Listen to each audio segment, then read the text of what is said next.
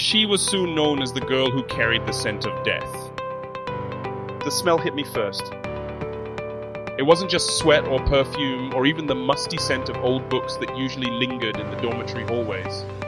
It was something deeper, something rotten, something that made my stomach churn. I didn't know then that the smell would follow her for the rest of her life. Hello and welcome to my YouTube channel, True Crime Morals, your go-to source for gripping true crime stories, deep dives into unsolved mysteries, murder cases, chilling criminal investigations, and many other crime stories, giving valuable moral lessons on safety measures. Each week, we explore the dark and twisted world of real-life crimes, from notorious serial killers to cold cases that have haunted investigators for decades. With in-depth crime analysis, detailed timelines, and expert commentary, we bring you the facts behind the headlines. Ensure to hit the subscribe button and notification bell, share to stay updated with all our grueling true crime stories. Watch till the end, and remember to leave a comment on how we can improve and make this channel more gripping and interesting for you. Today we will listen and dissect this mind-boggling story of how the unquenchable thirst for money can lead us into a lifestyle we desire, and the lessons that living a contented life is ever the best choice, especially when we are privileged of being brought up by godly parents. Remember to share your lessons in the comment section. Let's delve in. Afure Rachel was the pride of our little town in Sapili, Delta State. A bright, beautiful girl raised by a strict and pious mother, Mrs. Afure. Everyone in church knew her mother's story, how she walked away from her marriage because her husband had taken up with other women, how she chose God over a wayward life, and how she raised Rachel alone, determined to make her daughter different. And Rachel was different. She was obedient, respectful, and brilliant. She passed her high school exams with flying colors and secured admission into the prestigious University of Port Harcourt. Mrs. Afure wept with pride, borrowing money from church friends just to send her daughter to school. When Rachel left home, she left as a girl who had been raised under the watchful eyes of the church. A girl who knew nothing of the world outside prayer meetings and scripture readings. But university life was different. At first, she was the quiet one in her hostel. She studied late, avoided parties, and dressed simply. But soon the whispers began. The girls in her class dressed better, wore the finest wigs, and spent money like water. They had the latest phones, the most expensive perfumes, and their nails were always done. How do they afford it? She once asked her roommate. Her roommate had laughed. Men, my dear, you think school fees pay themselves? The seed was planted. Rachel started asking questions, watching, learning. She was beautiful, and beauty was a currency in university. Her friends convinced her that looking good would help her make connections.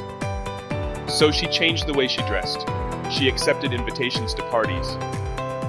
And then she met him, Tega. Tega wasn't just any student. He was a king on campus. He drove the latest cars, wore designer clothes, and never went anywhere without his entourage. He was feared and respected.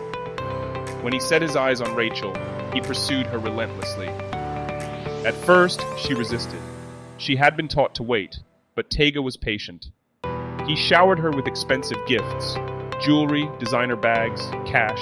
He took her to places she had only seen on Instagram. She was still a virgin, but the pressure mounted. She didn't want to lose him. One night she gave in. It was painful, awkward, but it was done. She thought that was the end of it. But it was only the beginning. A week later, the pain began. A sharp, searing pain deep in her abdomen. At first, she ignored it, but soon there was the burning, the itching, and then the smell. It started as a mild odor, something she thought was normal, but it grew stronger, more pungent. She washed and scrubbed, but the smell clung to her. It seeped into her clothes. People began to notice. Whispers started. What is that smell? Her roommates started keeping their distance. Some moved out. Then came the discharge, thick, yellow, putrid. She went to the university clinic. The doctor frowned as he examined her. Then he asked, "How many people have you slept with?" "Just one," she whispered, humiliated. They ran tests, then more tests. The doctor looked puzzled. to send this to a specialist. Days later, the diagnosis came: necrocoids. She didn't understand. The doctor struggled to explain. It was a rare disease, something found in people who had been exposed to the dead. Rachel insisted she had only been with Tega. The doctor hesitated. Then he asked the question that changed everything. "Are you sure he's alive?" That was when the nightmare unraveled. Mrs. Afur was called. The church was alerted. They confronted Tega, who laughed at first. But when the police were involved, the truth spilled out like blood from a fresh wound. Tega had made a deal, a ritual for wealth, a sacrifice. He was instructed by an old juju man to sleep with corpses to gain more riches. The spirits of the dead, it was said, would bless him with wealth beyond measure. He had done it many times before. Rachel had been his latest offering, unknowingly tainted by the curse of his dark rituals. The church prayed, the police took him away, but the damage was done. No medicine could cure her, no prayers could cleanse her. The smell remained. She tried to return home, but the whispers followed her. People in the market covered their noses when she walked past. Her church friends stopped visiting. Even Mrs. Afure, the strongest woman she knew, began to crumble under the weight of the shame. She became an outcast, a cautionary tale. The girl who chose riches over righteousness. The girl who carried the scent of death.